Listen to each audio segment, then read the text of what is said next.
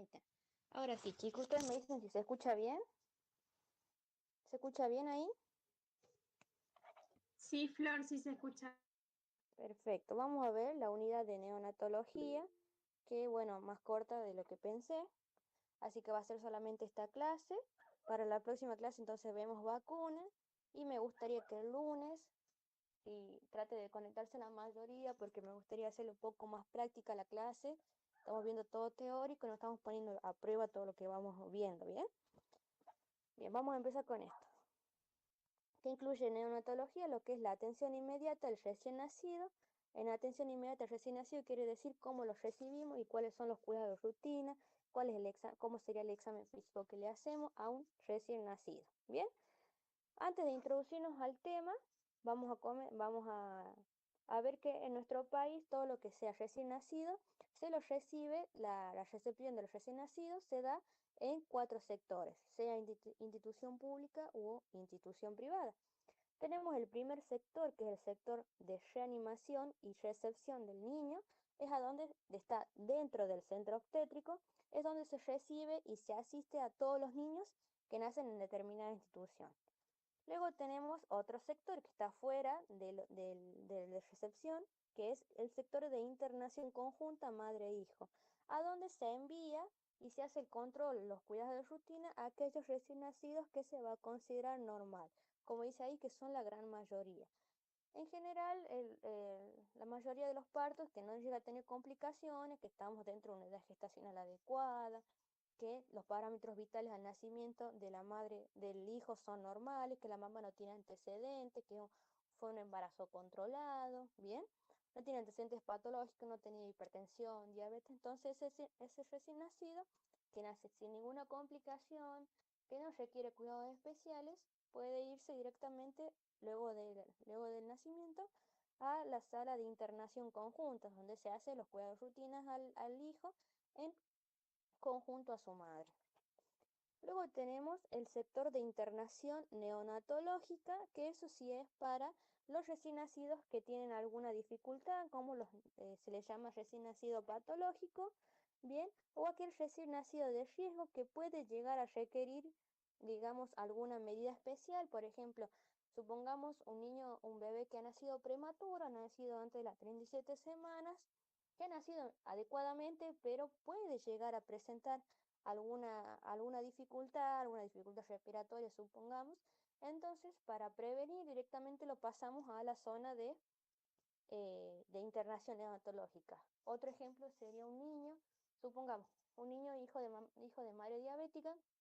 El niño nació bien, no tiene dificultades, pero lo mantenemos en la sala de internación neonatológica para estar preparados, anticipándonos a que pueda llegar a tener alguna complicación. Luego tenemos, por último, el sector, los consultorios de seguimiento externo, que ya sería el control pediátrico. Acá ya es control post-alta, o sea, luego del alta hospitalaria es donde se sigue, se controlan los niños, eso entra en lo que es en control de niños sanos, ¿bien? Y si fuese un recién nacido patológico, ya sería un seguimiento especializado, ¿bien? Entonces, una vez que nos introducimos, ya hablamos de lo que es la recepción del recién nacido, que es la recepción como nosotros lo recibimos. Lo tomamos al niño siempre con una compresa o toalla estéril. Recuerden que en la sala de parto, tanto el médico neonatólogo, sea parto o sea cesárea, siempre se va a mantener la esterilidad, ¿bien? Entonces, lo recibe con una compresa o una toalla estéril, siempre esto que tiene que estar precalentada, ¿bien? Abierta esperando el nacimiento del niño. ¿De dónde lo tomamos al niño? Bien, el primero que lo recibe claramente es el obstetra o tocoginecólogo, lo recibe y lo que hace es, lo ideal siempre es ponerlo siempre hacer el COPA, el contacto madre-hijo, bien, unos segundos, mientras ahí uno va evaluando los signos vitales, cómo va respondiendo ese niño a la vida extrauterina, bien. Una vez que está en condiciones, que se le corta el cordón, el pediatra ya los recibe sujetándolo de la nuca y las extremidades inferiores, bien, con esta compresa toalla estéril. ¿Por qué tiene que estar idealmente precalentada? ¿Cuál es la razón? La razón es porque los niños, cuando recién nacen, no tienen la capacidad de regular la temperatura, ¿bien? Porque ellos en la vida intrauterina están adaptados a la temperatura materna, ¿bien? Entonces tienen la temperatura de la mamá. Cuando ellos nacen, pierden todo lo que estaban envueltos en líquido amniótico, ¿bien? Al perder todo ese líquido que se evapora, el niño fácilmente pierde calor y puede entrar en hipotermia porque no puede regular la temperatura. ¿Y cuál es el problema de la hipotermia? Que se asocia justamente a dificultad respiratoria. Entonces, de forma preventiva, para evitar todo esto, lo recibimos con una toalla precalentada. ¿Bien? Mientras se está pinzando el cordón, se realiza lo que es la evaluación inicial del niño por observación. Se debe ver. Nos debemos hacer estas preguntas. ¿Bien? Si hay líquido amniótico meconial, ¿qué me dice el líquido amniótico meconial en un niño? ¿Que hubo qué? Que hubo sufrimiento fetal. Bien, eso lo tienen que saber por obstetricia. El niño que nace con líquido amniótico meconial es porque algo le pasó, tuvo algún sufrimiento, tuvo alguna carencia de oxígeno, bien, que lo llevó a la expulsión de meconio. Si el niño respira o llora, que respire bien. Y si llora, mejor, porque eso me está diciendo que tiene buena entrada de aire, que va a entrar buena entrada de aire a los pulmones. Si tiene buen tono muscular, porque normalmente los niños nacen algo hipertónicos, bien, estamos hablando de un niño de término, nace algo hipertónico, adoptando la misma posición fetal, la que tiene en el cuerpo, con sus 4 miembros flexionados por delante de su cuerpo. Si fuese un niño que nace hipotónico, sospecharíamos que hay algún tipo de alteración, ¿bien? Pero aclarar algo acá, la hipotonía, ¿bien? Es normal en el caso de la prematurez, ¿bien? Vemos la coloración, si está rosadito o cianótico. Cuando apenas nace, obviamente siempre va a estar cianótico. En los primeros llantos se va a ir poniendo rosadito a medida que vaya entrando eh, oxígeno hacia los pulmones, bien, y que se vaya oxigenando la piel, los órganos, y que se vaya perfundiendo todos los tejidos externos. Entonces, a medida que el niño a los primeros minutos se va a ir tomando color, como para así decirlo, ¿bien? Pero, ¿qué pasa si un niño ha pasado más de 5 o 6 minutos que ha nacido y persiste todavía azul de forma generalizada? Eso ya sería patológico. Y otra cosa importante si es una gestación a término. Bien, preguntar siempre, el neonatólogo, el que recibe al niño, siempre debe coordinar con el obstetra antes del parto, si la mamá tuvo algún antecedente, si un embarazo controlado, bien, para saber estar anticipado ante diversas situaciones que se pueden presentar. Bien, de acuerdo a estas preguntas, nosotros vamos a tener dos situaciones. Vamos a estar ante la recepción de un niño al que llamamos vigoroso y otro en el que llamamos niño o deprimido o que requiere algún procedimiento especial. Vamos a ver cuál es cada uno. Al niño vigoroso es aquel que no presenta líquido amniótico meconial y está perfecto porque no es normal. Bien, es un niño recién nacido de término, está dentro de la edad gestacional adecuada, llora en forma enérgica o respira espontáneamente. Esos son parámetros perfectos. Está rosado, bien, quiere decir que tiene buena oxigenación, tiene buen tono muscular, está algo hipertónico y la frecuencia se mantiene por encima de 100 latidos por minuto, bien. La frecuencia normal en un recién nacido va a tener la misma frecuencia cardíaca fetal. Si ustedes saben, la frecuencia cardíaca fetal se mantiene entre los 120 a los 160, totalmente normal, con una media de 140. ¿Bien? ¿Cómo tomamos la frecuencia cardíaca en el recién nacido? Por medio de la palpación del cordón umbilical. Contamos cuántos latidos tuve yo en 6 segundos y lo multiplico por 10 porque eso me va a dar los 60 segundos, que es el minuto. ¿Bien? Entonces, dependiendo cuántos latidos tenga yo en 6 segundos, voy a saber cuántos latidos tengo en un minuto. Bien, ¿qué hacemos con este niño vigoroso? ¿Cuál es el manejo de este niño vigoroso? Lo entregamos a la mamá para que haga el reconocimiento de madre e hijo, que se estimule los primeros momentos, estimular lo que es la interacción entre la madre y el padre, ¿bien? Si es posible, se puede realizar la primera puesta a pecho, ¿bien?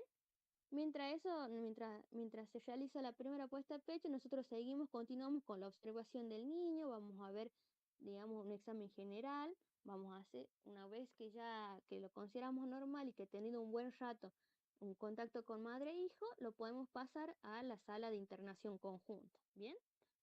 Se traslada luego a la sala de internación conjunta, donde se van a realizar lo que llamamos los procedimientos de rutina. Perdón, a la sala de recepción o reanimación donde se realizan los procedimientos de rutina que ya lo vamos a ver. Ahora, ¿cuál es la otra situación en que se nos podría presentar? Es que recibamos a un niño que llamamos deprimido o que requiera procedimientos especiales. ¿Bien? ¿Qué pasa con este niño? Hay líquido amniótico meconial, el niño está en apnea, realiza esfuerzos respiratorios débiles, bien, es decir, ¿qué me está diciendo eso? Que el niño no va a oxigenar adecuadamente, no va a expandir sus alvéolos, entonces al no expandir los alvéolos no va a poder sacar el líquido que hay adentro de los alvéolos, porque esa es, digamos, la transición de la vida intrauterina cuando el niño respira, bien, miren, les hago un dibujito, acá. Bueno, supongamos que estos son los alvéolos. Todo esto durante el nacimiento está lleno de líquido amniótico, ¿bien? Y o sea, no es algo patológico porque el niño respira. ¿Por dónde respira? En la vida intrauterina. ¿Cómo recibe oxígeno el niño? Yo quiero que ustedes me digan.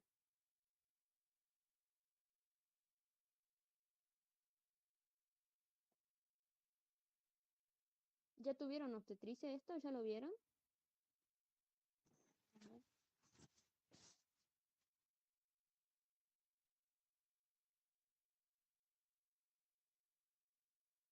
Bueno, el niño respira a través de la placenta. La mamá le pasa oxígeno, bien, entonces pues, claramente él no va a respirar porque no puede usar sus pulmones, está envuelto en líquido.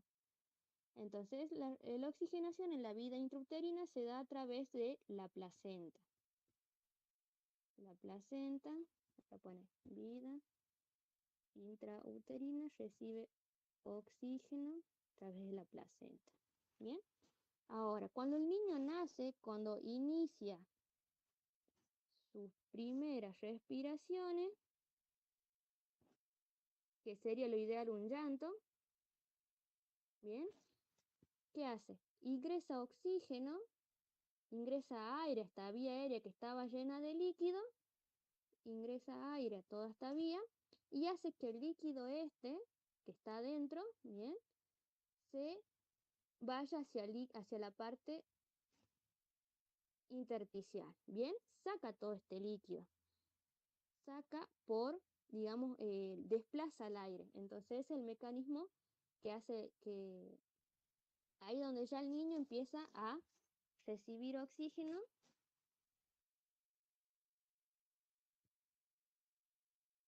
a través ya de sus pulmones. Ya no de la madre, sino de sus pulmones. Entonces, las primeras respiraciones, él saca el aire que está dentro del alveolo, perdón, el líquido que está dentro del alveolo y lo reemplaza por aire, ¿bien? Ese es el mecanismo. Entonces, esto no dura ni 2 segundos ni 3 segundos, se va adaptando de a poco, ¿bien?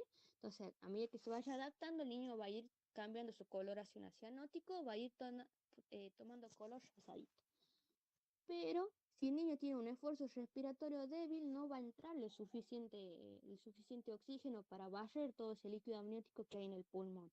Bien, por eso se va a considerar inefectivo. Lo más seguro es que este niño va a requerir un procedimiento especial para expandir sus pulmones. Otro parámetro es aquella en cual la frecuencia cardíaca sea menor de 100, bien, está cianótico, hipotónico o es un recién nacido prematuro. ¿Por qué? Porque el recién nacido prematuro no está preparado para adaptarse a la vida extrauterina como un recién nacido con la edad gestacional adecuada. ¿Qué hacemos con este niño deprimido?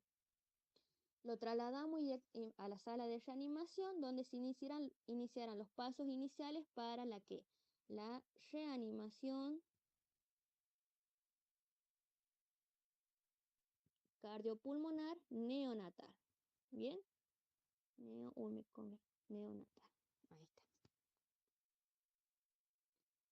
Este es un detalle importante que siempre en la sala de partos o previo a un parto siempre debe haber tres cosas claves.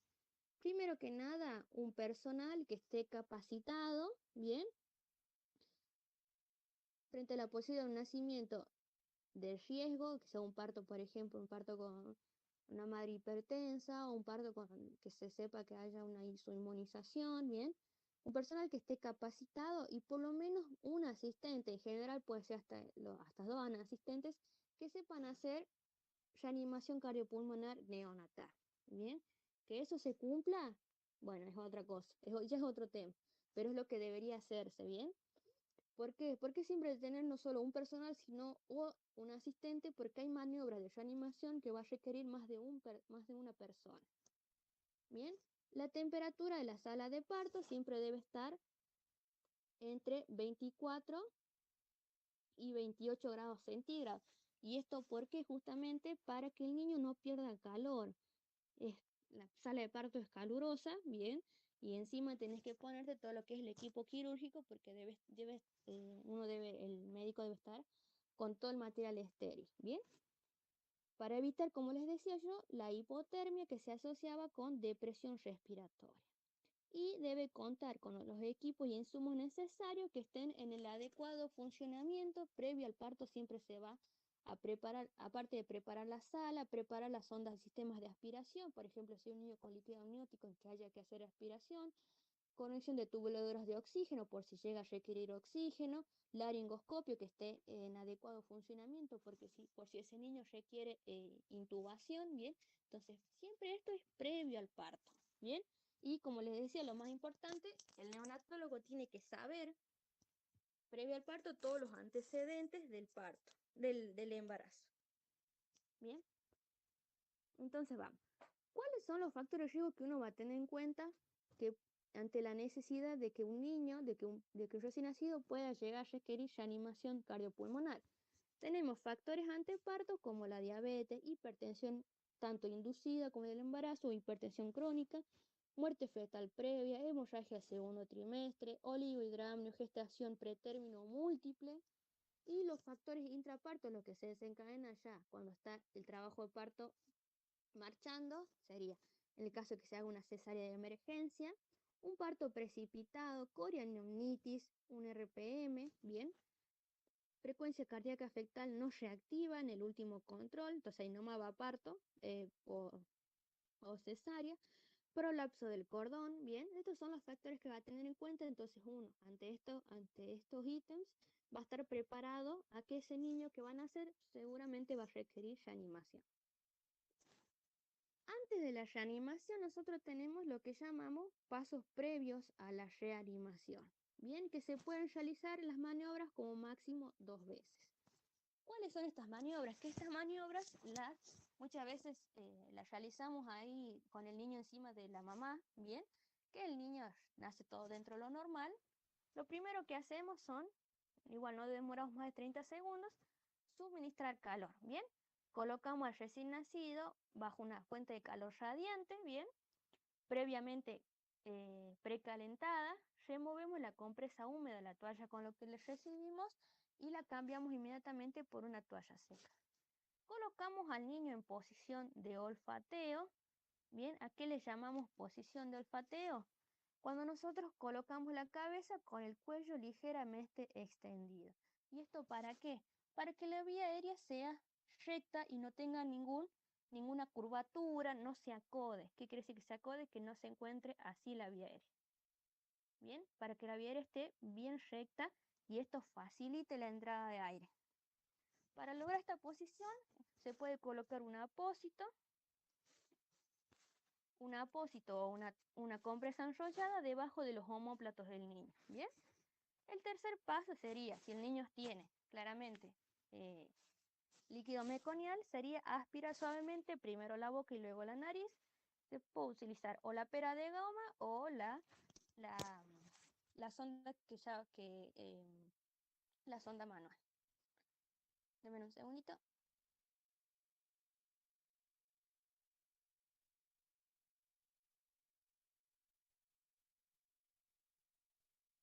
Bien. Luego tenemos el cuarto paso, que es el secado y la estimulación táctil. Bien. Mientras se va secando el cuerpo, ahí le estamos haciendo estimulación. Bien. Con esto el niño empieza a responder, empieza a moverse, empieza a llorar, porque muchas veces pueden hacer y no es que hay más el llanto, sino que uno lo da un poco, no son palmaditas, en realidad uno que lo va secando. Antes lo que se hacía para proveer estimulación era agarrar de los niños a los pies. ¿Qué hacían? Lo agarraban de los pies, lo tenían colgando y le pegaban un chirlo en la cola. Eso no se hace ya, porque se ha visto, está feo, se ve feo, bien, se ve un poco cruento para el recién nacido.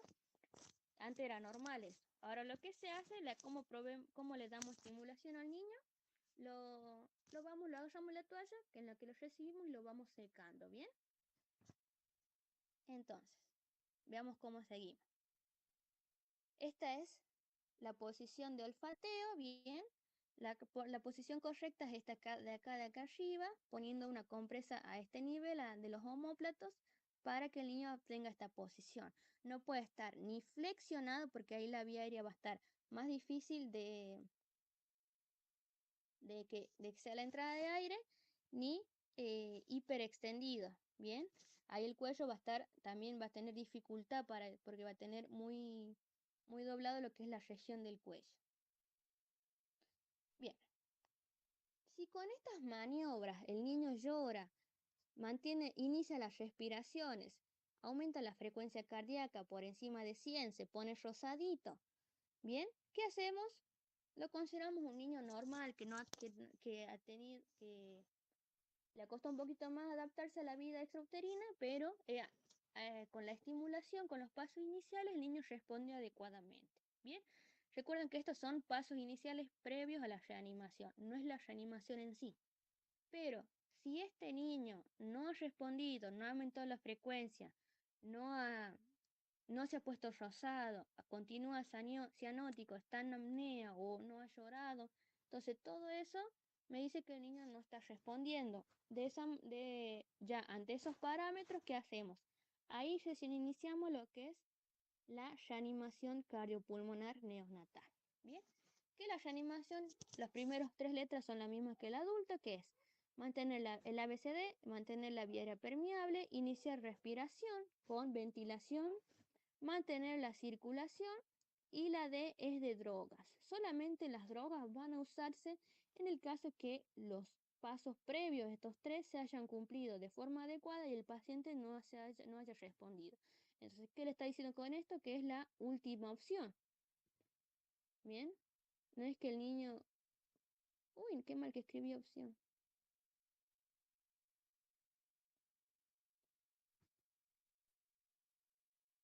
Última opción. Bien. Entonces, lo último en lo que yo voy a pensar cuando el niño tenga reanimación. Bien, ¿cómo se controla cada paso de la reanimación? ¿Cómo se va controlando que el niño me responde? Antes lo que se hacía es el LADWAR. Hoy actualmente no se usa el LADWAR, y esto no lo estoy diciendo yo, lo dicen las guías de reanimación. De reanimación es actual neonatal. Bien, sin embargo, en muchos lugares se sigue usando el LADWAR. Realmente donde trabajo también se usa el LADWAR, me obligan a usar el LADWAR, pero en realidad tenemos que controlar estos parámetros para ver si el niño requiere reanimación. Lo que es la respiración, la frecuencia cardíaca y el color. Entonces, nosotros en cada paso de la reanimación, controlando de forma permanente, integrada y simultánea estos 3 parámetros para ver cómo responde el niño a la reanimación cardiopulmonar neonatal. Bien, entonces, recibimos al niño, le hicimos los pasos iniciales previos a la reanimación, no respondió, no hay mejoría,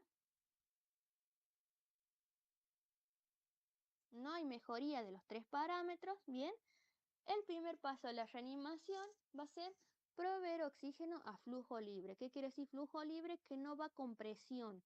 Bien, El flujo libre lo administramos, puede ser con una máscara fenestrada que permite el escape de oxígeno, no pasa al 100% de lo que le pasamos, manteniéndola sobre la cara firmemente o acercando el tubo de oxígeno haciendo una campana con la mano. Bien, el flujo de oxígeno debe ser de 5 litros por minuto. Una vez que el niño se ha puesto rosado, mejora la frecuencia cardíaca, inicia respiraciones adecuadas, se puede ir retirando el oxígeno, ¿bien? No lo retiramos de forma, no es que se pone bien, ya está, le sacamos, no. Le vamos primero disminuyendo gradualmente en la concentración de oxígeno que le estamos administrando.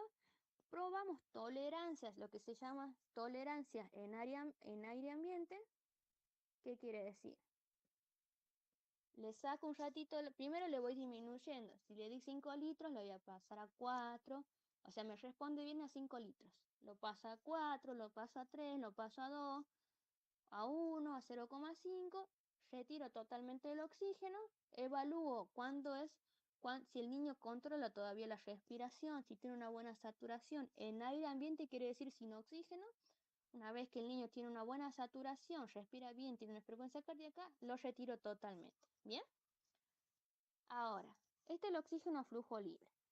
Si el paciente no mejora, vamos a pasar, si no aumenta su frecuencia cardíaca, si continúa hipotónico, si continúa cianótico, si el niño no inicia respiraciones, vamos a pasar al siguiente paso.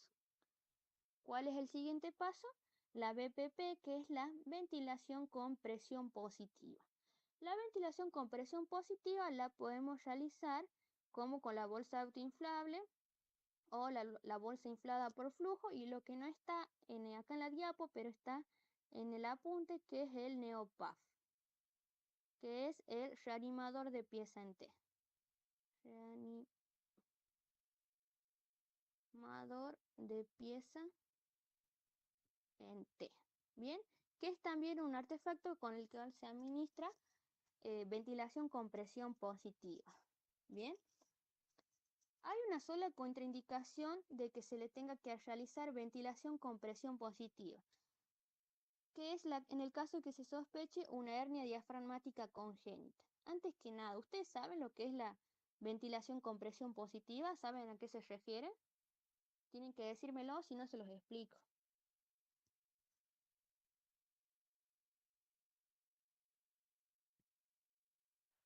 Yo no sé. Bien, la ventilación con presión positiva es cuando yo administro oxígeno, claro, una presión de oxígeno que insufle los pulmones. Bien, la presión positiva es la que permite que el aire ingrese. Normalmente tenemos presión positiva cuando nuestro pulmón se expande. Entonces, la presión positiva es la que nosotros haríamos cuando hacemos la expansión pulmonar. Bien, entonces nosotros en la expansión pulmonar, ¿qué hacemos? Ingresa oxígeno. Bien, y la presión negativa es la que ofrece el tórax sobre los pulmones. ¿Para qué? Para expulsar el oxígeno, ya el dióxido de carbono sería hacia afuera. Hacia afuera. Bien, entonces la presión positiva es la que normalmente nosotros usamos para expandir el pulmón. Bien, como este niño no usa adecuadamente sus pulmones, porque el niño no puede iniciar respiraciones adecuadamente, entonces el pulmón no se va a expandir. Si el pulmón no se expande, no entra oxígeno. Si no entra oxígeno, nunca va a sacar el líquido amniótico que tenga en el pulmón. Entonces, por eso nosotros le hacemos la ventilación positiva, o sea, metemos aire a presión para que haga lo que normalmente el pulmón debería hacer por sí solo. ¿Bien? Ahora, ¿cuál es la única contraindicación de esto? La hernia diafragmática congénita. Y ahí le explico. ¿Cómo me doy cuenta yo que este niño tiene una hernia diafragmática congénita? De dos formas. Una, la mujer tuvo un buen control durante el embarazo, yo le hice el diagnóstico prenatal, y dos, clínicamente este niño va a nacer con el abdomen excavado, falta de entrada, falta de entrada de aire en un hemitórax, es decir, que está entrando solamente aire a un solo pulmón, desviación a la derecha de los latidos cardíacos y dificultad respiratoria. Ante esos parámetros, si el niño no tiene el diagnóstico prenatal, yo le hago la sospecha de esta enfermedad que es la hernia diafragmática congénita, que es la única contraindicación en la que yo no puedo meter presión positiva en el pulmón porque voy a generar un daño. Y ahora les explico por qué. Bien, antes que pasemos a esto, les quería explicar. Esta es la bolsita, la máscara fenestrada, bien. Como ven acá, fenestrada quiere decir que tiene estos agujeritos que no le doy todo el oxígeno que yo no le ingresa todo el oxígeno que yo le estoy dando porque tiene escape de aire, ¿bien? En cambio, por ejemplo, la bolsa de anestesio, la bolsa inflada por flujo, como esta, ¿bien? Yo al hacer ventilación con presión positiva, esta máscara no tiene escape de aire. Todo el oxígeno que yo pase, va a pasar todo, ¿bien? Todo lo que yo administro, todo le llega al niño. Y entonces nosotros hacemos acá la ventilación con presión positiva presionando sobre la bolsa. Bien. Entonces por cada presión que yo haga, al niño le ingresa el 100% del oxígeno que yo estoy introduciendo. En cambio acá, del oxígeno que yo le doy en esta, por ejemplo, supongamos que le pase el 80%. ¿Bien? Porque es a flujo libre. En cambio el otro es a presión positiva. Yo estoy introduciendo oxígeno a presión. ¿Cómo es la colocación correcta de la máscara? Bien, debe cubrir, vienen en diferentes tamaños, vienen en tamaños también para niños prematuros. Debe ir desde el surco nasal, bien, hasta el mentón. No debe ni sobrepasar el mentón, ni dejar afuera la nariz, ni llegar a los ojos. Muchas veces, si yo usara de este tamaño, lo más seguro es que haga algún trauma ocular. Bien, ahora sí. Esta es la hernia diafragmática congénita, la vamos a poner con color negro.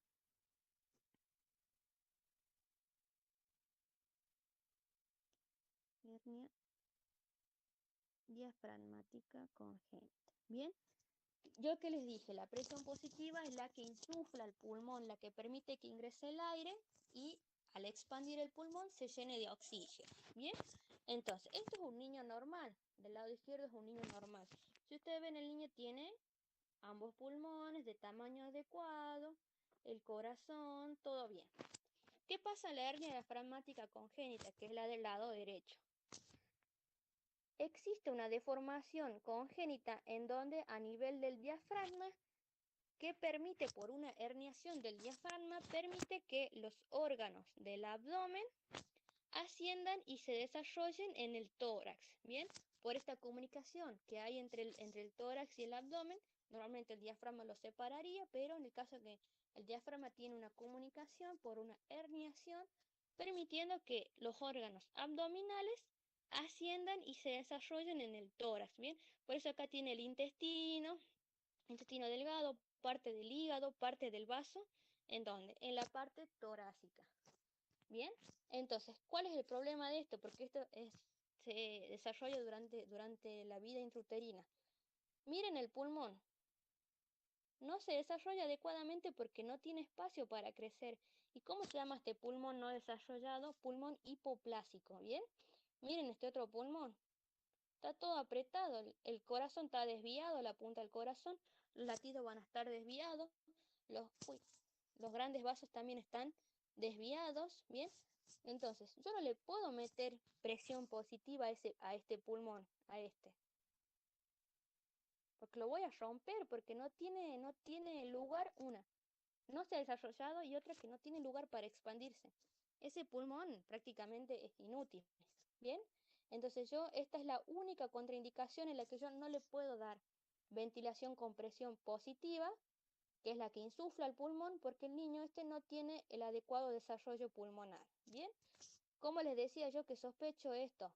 Clínicamente, y si yo no tengo todos los intestinos, no tengo hígado, no tengo vaso, a nivel del abdomen, ¿cómo voy a tener el abdomen? Excavado, porque los órganos no se desarrollaron ahí, se desarrollaron en el tórax, ¿bien? voy a tener la elevación unilateral del tórax porque solo se va a expandir el pulmón que esté un poco más desarrollado. Bien, los latidos cardíacos no van a coincidir dentro de lo normal. Entonces, eso es la hernia diafragmática congénita y esta es la única contraindicación en la que yo no puedo administrar ventilación con presión positiva. ¿Se entiende? ¿Se entendió esto? Sí, Doc. Perfecto.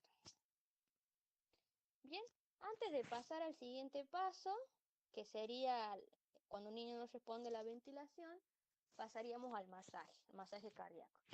Antes de pasar al siguiente paso, nosotros tenemos lo que es los pasos correctivos de la ventilación, que es el Mr. Sopa, es una mnemotecnia. Bien, la M es, primero, es ver bien si la máscara está de manera adecuada, si es la máscara correcta, si usé el tamaño correcto, bien. Reubicación de la vía aérea en la posición de olfateo. La S de succión de la boca y de la nariz, porque puede haber líquido que esté obstruyendo el paso de aire. Mantener la boca abierta, bien, cuando nosotros administramos oxígeno, por ejemplo, con la máscara, le abrimos la boca para que también ingrese oxígeno por ahí. Aumentamos la presión de oxígeno y la última opción sería de la A, que es la última letra que es la A, es la vía aérea alternativa. Bien, la vía aérea alternativa siempre es la intubación. La intubación endotraqueal, bien, es la opción ante el niño que requiere reanimación. Si ustedes ven, yo en el apunte, no lo puse acá, pero les puse en el apunte todo lo que son los pasos de la reanimación neonatal. Les puse un cuadro grande que ocupa una sola hoja, que es de la SAP, la Sociedad Argentina de Pediatría. Bien, ahí les puse todo lo que es los pasos, bien. Si ven ustedes, la intubación se puede hacer en cualquier momento, pero siempre lo tiene que hacer alguien que sepa hacerlo. Si no, es un problema porque no se haría. Bien. ¿Cómo administramos nosotros la presión positiva, la ventilación? En el caso que usemos una bolsa inflada por flujo, bolseamos a una frecuencia. Bolseamos quiere decir que apretamos la bolsa. Bien, a una frecuencia entre 40 y 60 por minuto. Bien, contando 2 segundos, o sea, 2, 3, bolseo. Es decir, 2, 3, aprieto la bolsa. 2, 3, aprieto la bolsa. Bien, de esta manera vamos a ir introduciendo oxígeno con presión positiva. ¿Cómo valoramos que esté funcionando la ventilación con presión positiva? Es la percepción de la elevación y el descenso del tórax, que está entrando aire, quiere decir, yo ausculto y que haya sonidos respiratorios bilaterales, que haya murmullo vesicular positivo en ambos campos pulmonares, mejoría del color y de la frecuencia cardíaca. Bien, si el paciente no mejora con todos estos pasos, con la ventilación que yo hice, recuerden que tenemos otros métodos que es el NeoPAF, se los puse ahí en el apunte. Si no mejora, pasamos al siguiente paso. ¿Cuál es el siguiente paso? El masaje cardíaco. Bien, está indicado si después de 30 segundos de ventilación con presión positiva con oxígeno al 100%, la frecuencia es menor a 60 por minuto. Bien. Para el masaje cardíaco yo necesito sí o sí un asistente u otro operador porque son maniobras que se realizan de 2 personas. Lo ideal serían 3. Bien, alternando porque se adjunta lo que es la ventilación con presión positiva, se adjunta a lo que es el masaje cardíaco. Entonces, ¿cómo vamos a hacer nosotros? Un bolseo por 3 comprensiones. Bien, todo esto durante 2 segundos. Eso es lo que dura el ciclo. Para que de esta manera yo logre 30 respiraciones y 90 compresiones por 1 minuto.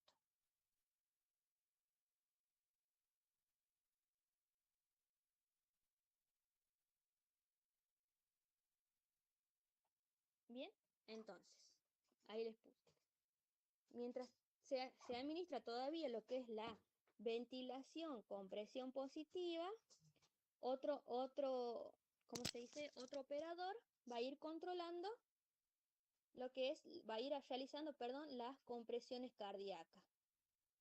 Bien, si lo vemos desde arriba, como vemos acá en esta imagen del lado derecho, va a estar el R1 va a ser el que maneja la vía aérea, el R2 va a ser el que realiza las comprensiones cardíacas y el A, que sería el asistente, es el que va a controlar el tiempo, porque no voy a estar haciendo masaje durante 2 minutos, no, vamos a respetar los tiempos.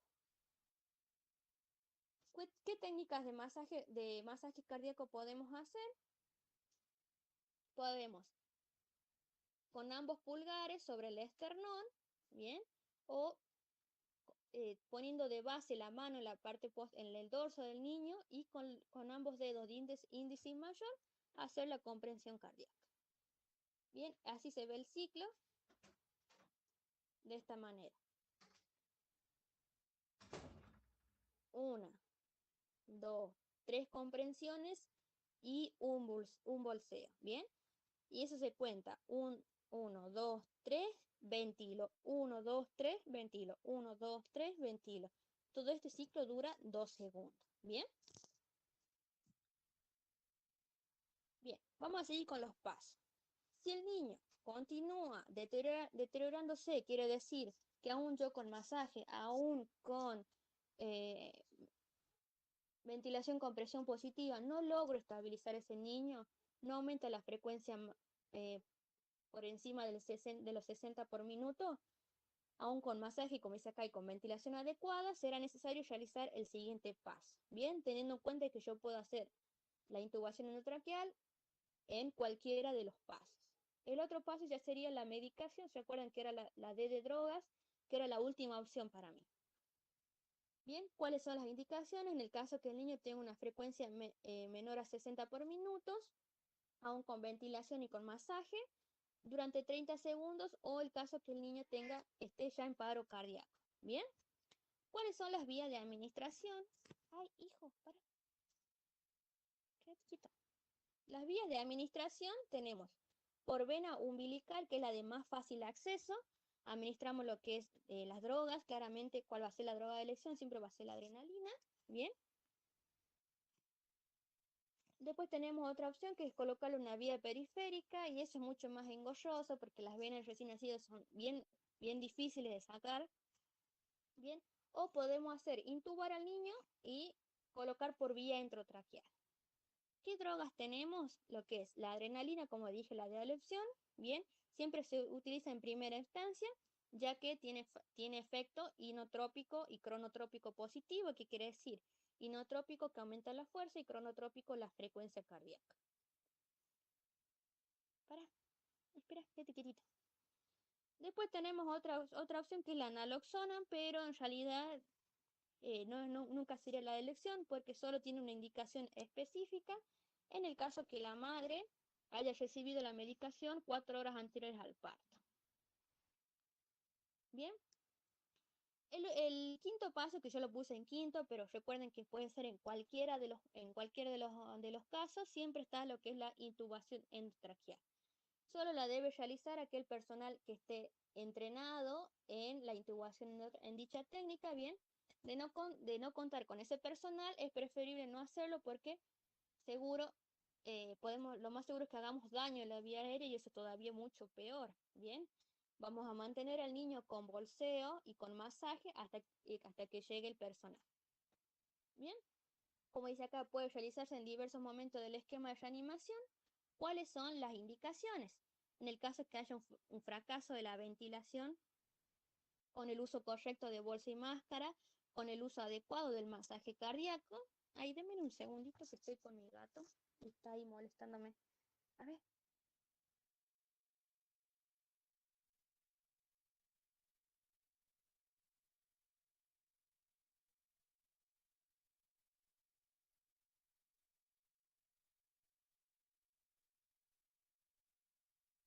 Bien, sigue molestándome, pero bueno, tengo que seguir dando la clase.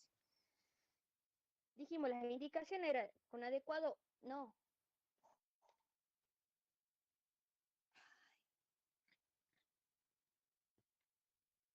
Con adecuado uso de bolsa y máscara, bien, siempre verificando que no haya ningún error en la técnica, En el caso que se sospeche hernia diafragmática, en el caso que requiera aspiración endotraqueal ante la presencia de un líquido amniótico meconial, bien, si requiere ventilación con presión positiva por tiempo prolongado, lo mejor en ese caso es colocar la intubación endotraqueal y proveer oxígeno de esa forma.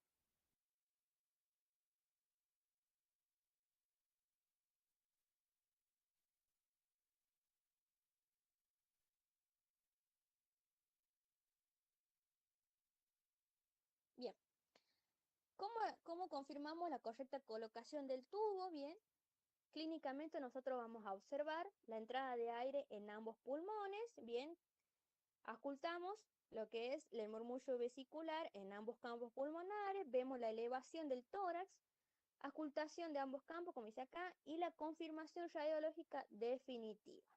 Bien, ahí les muestro una imagen. La confirmación radiológica, si nosotros vemos acá en la imagen, está un poquito difícil de ver, pero en el lado izquierdo, que es el lado correcto, acá, bien, el tubo tiene que llegar hasta antes de la bifurcación de la tráquea a nivel de la carina para asegurarme que de esa forma llegue entrada de aire hacia ambos pulmones. Bien, acá en la imagen de la derecha, que es la posición incorrecta, vemos que el tubo llega hasta un pulmón. Bien, llega hasta, en este caso llega al pulmón derecho. Clínicamente nosotros vamos a ver la expansión solamente del pulmón derecho y el pulmón izquierdo va a estar, no va a presentar movimiento. Bien, eso es recepción y reanimación. Si ustedes quieren leer un poquito más de lo que es reanimación avanzada, ahí entra todo lo que es explicación cómo se hace la intubación endotraqueal. Eso está en el apunte. Basta, basta, tía. Hasta acá, ¿no? Se jode. Bien, pasamos a otro tema que son los cuidados de rutina. Bien, ¿qué entran los cuidados de rutina? Los cuidados de rutina se hacen en la sala de internación conjunta. Luego que nosotros recibimos a un niño que consideramos normal, que no ha tenido ninguna alteración, que no requiere reanimación, lo pasamos a la sala de internación conjunta donde realizamos estos procedimientos. ¿Cuáles son? Tenemos el baño del recién nacido. Antes era algo que se hacía siempre. Hoy en día se dice que no es algo imprescindible. ¿Qué quiere decir? No es algo que lo tenés que hacer sí o sí, efectuarlo como de rutina. Bien, solo se hace, tiene una utilidad teórica que cuando se desconoce la serología materna, bien, o se conoce que la mamá tiene o hepatitis B o síndrome de inmunodeficiencia o VIH, en ese caso, para disminuir la transmisión horizontal del recién nacido, se hace un baño cuidadoso, bien, para eliminar los restos de sangre o de líquido amniótico luego del parto, bien, en la sala de internación conjunta. Que se utiliza preferentemente el jabón o solución con hexaclorafeno, que esto tiene acción antiséptica, impide la colonización de gérmenes, bien, o se puede usar soluciones jabonosas con clorhexidina o yodopovidona.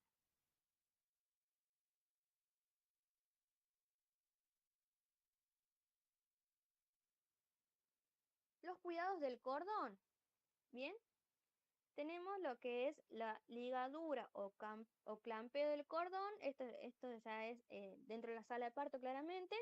Colocamos el clamp, que es como un brochecito que va a cortar el flujo de la madre al hijo, bien, el flujo placentario, el flujo de sangre, a 1 a 3 centímetros de la piel. Cortamos el cordón claramente con una tijera estéril. Si no se cuenta con clamps, podemos hacer una ligadura con hilo, no pasa nada, bien. ¿Cuáles son? Esto es muy importante y quiero que lo entiendan. ¿Cuáles son las recomendaciones de la SAP? Esto salió en el 2017. ¿Cuál es el tiempo ideal para realizar el clampeo del cordón? Lo ideal sería entre los 2 a 3 minutos de nacido, no antes del minuto de vida, a excepción que tenga indicación, que sea un corte inmediato del cordón.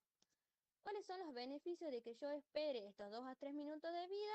Esto es lo más importante. Al minuto de vida, el recién nacido recibe un aporte extra de sangre materna, bien, por el cordón, recibe 80 mililitros de sangre y en este aporte extra, recibe 40 miligramos de hierro, bien. ¿Y esto para qué me sirve? Para prevenir justamente lo que habíamos visto en la clase pasada, la deficiencia de hierro, la anemia ferropénica durante los primeros 6 meses de vida. Al minuto, después de las primeras respiraciones, mejora la función cardiovascular, la función cerebral y mejora adaptación a la vida extrauterina. Hay mayor pasaje de células madre con funciones protectoras, regulación de la maduración y desarrollo de diversos órganos y tejidos, acciones antiinflamatorias y prevención de varias enfermedades como un síndrome de estrés respiratorio, la anemia ferropénica, sepsis neonatal e hemorragia intraventricular. Bien, entonces eso es la razón por la que es más beneficioso hacer el clampeo entre los 2 a 3 minutos de vida. Bien, lo más importante es que sepan ustedes del aporte extra de hierro que recibe el niño durante el primer minuto de vida. Bien. El clampeo, bueno, acá está muy exagerado porque normalmente es a este nivel, no se hace a este nivel como está acá en la imagen, bien, pero lo que yo les quería mostrar es que siempre vamos a seccionar con tijeras estériles o hilo o los clamps para cortar el flujo. Bien, ¿cómo se hace la limpieza del cordón? Porque esto es lo que se le debe enseñar a la mamá cuando ya se le da el alta. Bien, la limpieza siempre antes de realizar la limpieza, lavado de manos de la persona que va a realizar el procedimiento. La limpieza del moñón se hace con una gasita con agua y jabón neutro. Nada de jabones perfumados ni jabones de bebé, no, el jabón neutro es lo ideal. Bien, ese es el brochecito que yo le digo el clamps. Secamos bien lo que es el muñón umbilical. Bien, a eso se le llama al resto que queda de cordón umbilical. Eso a medida que pasan los días se va desecando, bien. Es normal, es lo que se espera. Es importante que no quede húmedo la zona porque al quedar, si yo no termino de secarle bien, ¿y qué hago? Lo tapo con el pañal, se va a humedecer y la humedad va a favorecer el desarrollo bacteriano, ¿bien? Entonces, no quede húmedo la zona para prevenir infección, las onfalitis. Esas son las infecciones del cordón, onfalitis. Secamos el muñón, lo dejamos en aire libre, bien acá, no cubierto por el pañal. Una vez que ya está seco correctamente, ahí lo podemos cubrir con el pañal. Bien, seguimos con los procedimientos de rutina. Lo que sigue es la determinación de la edad gestacional. ¿Esto cómo lo hacemos? Según la OMS, nosotros vamos a tener a lo que llamamos un recién nacido de término entre las 37 y 41 semanas, un recién nacido prematuro de las 36 semanas o menos y un recién nacido post-término en las 42 semanas o más. Bien, esto no es fijo porque esto va a variar, depende de la bibliografía de donde lo lean. Esta es la que yo les pongo, bien. Tenemos métodos prenatales para determinar edad gestacional, fecha de última menstruación, altura uterina y ecografía. Y métodos postnatales que son el puntaje de Valar y el puntaje de Kapur. Bien, sabemos que la FUN por ahí en muchos casos puede no ser, la mayoría de los casos no es fidedigna. Bien, la altura uterina tampoco no llega a ser un parámetro fidedigno para determinar edad gestacional, pero si lo sumo a los 3 parámetros, claramente ya tengo cada vez más fidedigna mi edad gestacional. Bien, la ecografía, ¿qué ecografía sería la recomendable? La ecografía del primer trimestre. Tiene un margen de error de más menos una semana, de que yo me pueda confundir en edad gestacional. Del segundo trimestre ya el margen de error de más menos 2 semanas y del tercer trimestre ya es un margen de error de más menos 3 semanas. Bien, no me sirve la ecografía del tercer trimestre para determinar edad gestacional ni la del segundo trimestre tampoco. Entonces la más fidedigna siempre va a ser la que yo realice en el primer trimestre. ¿Qué parámetros tengo yo para determinar la edad gestacional? Bien, yo tengo lo que es el saco gestacional, el embrión y lo que es los latidos cardíacos fetales. Bien, y esto yo lo puedo ver por ecografía eh, transabdominal y transvaginal. Bien, La por ecografía, siempre lo voy a ver yo primero por ecografía transvaginal. Al saco gestacional a las 4 semanas de vida, al embrión a las 5 semanas y a los latidos cardíacos a las 6 semanas. Por la transabdominal yo lo voy a ver al saco gestacional a las 5 semanas, al embrión a las 6 semanas y los latidos cardíacos entre los 7 u 8 semanas.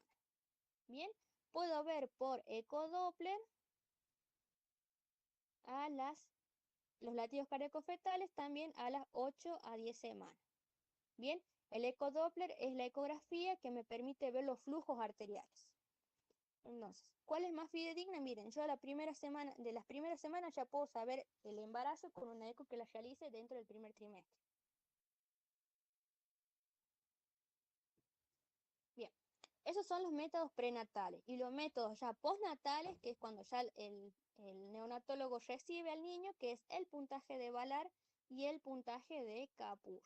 Bien, el día actualmente el que más se usa es el puntaje de Capullo porque evalúa la madurez en base a las características físicas y el de Valar es mucho más largo, evalúa lo que es la madurez física y neuromuscular y eso es lo que determina la edad gestacional. Bien, a ustedes tienen ahí en el apunte de cuáles son cada uno de esos puntajes. Bien, el que se usa, por ejemplo, el que uso yo es el puntaje de Capullo. Porque nosotros tenemos la edad gestacional que determina el obstetra y la edad gestacional que determina el neonatólogo en base a las características físicas. Bien, otro paso de rutina es la evaluación del estado nutricional.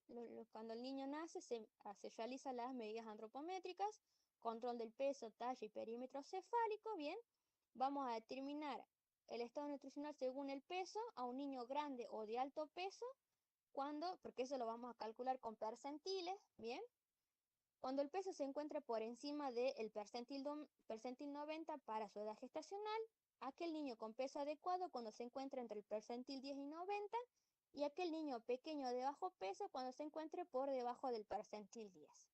Y diferenciar de lo que llamamos bajo peso al nacer y bajo peso para la edad gestacional. Bajo peso al nacer es un peso.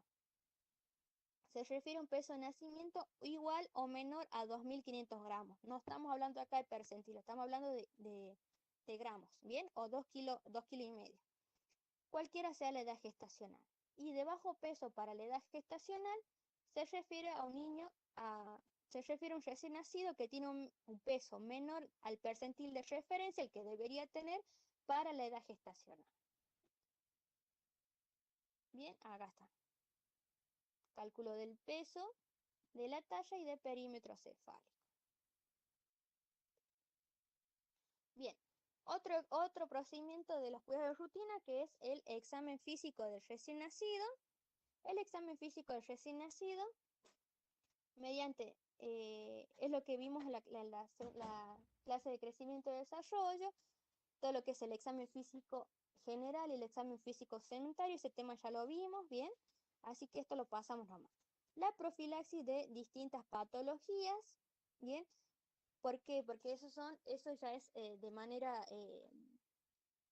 por ley se hace la profilaxis de estas diferentes patologías para evitar que el niño posteriormente tenga complicaciones. Vamos a hacer la profilaxis de la hepatitis B colocando la primera dosis de la vacuna, bien, la antihepatitis B dentro de las primeras 12 horas recién nacido. En general se la hace ahí nomás en el parto, bien, luego del parto, por vía intramuscular, bien.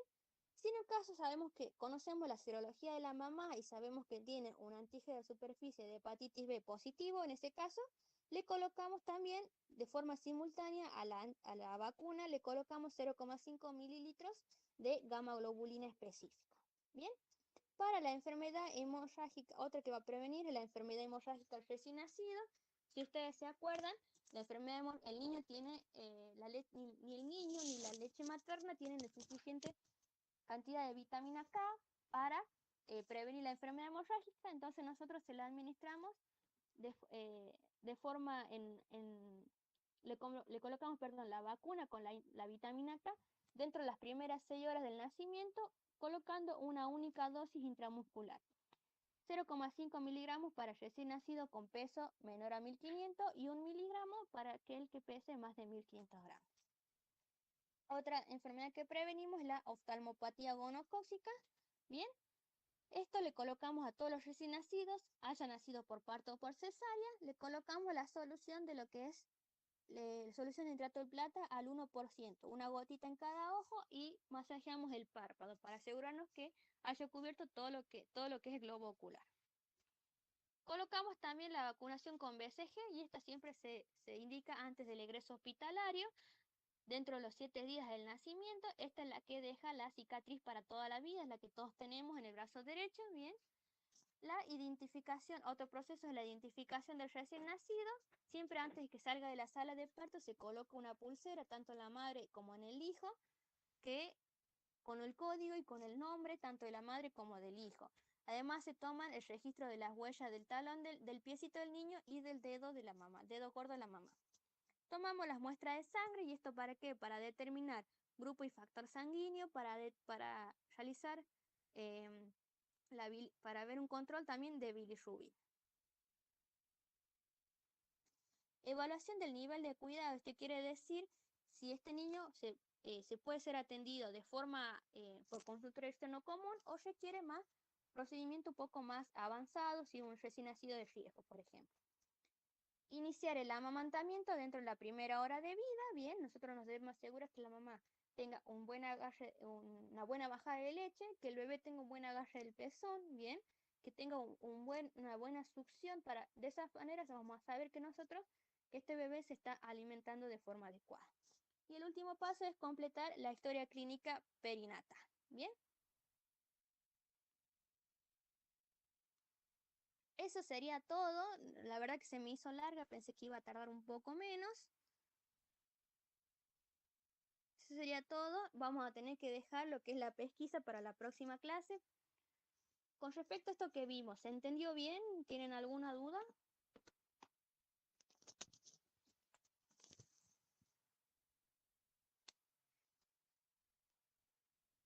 ¿Están ahí o se durmieron?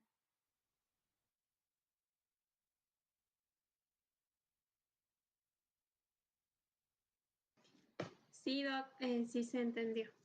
Perfecto, bien. Dejamos pesquisa metabólica y de cardiopatías para la próxima clase.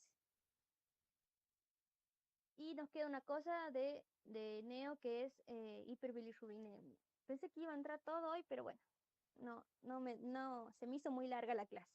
¿Bien? Bueno, nos estamos viendo el miércoles, chicos. Bueno, Doc, gracias. Listo, nos vemos.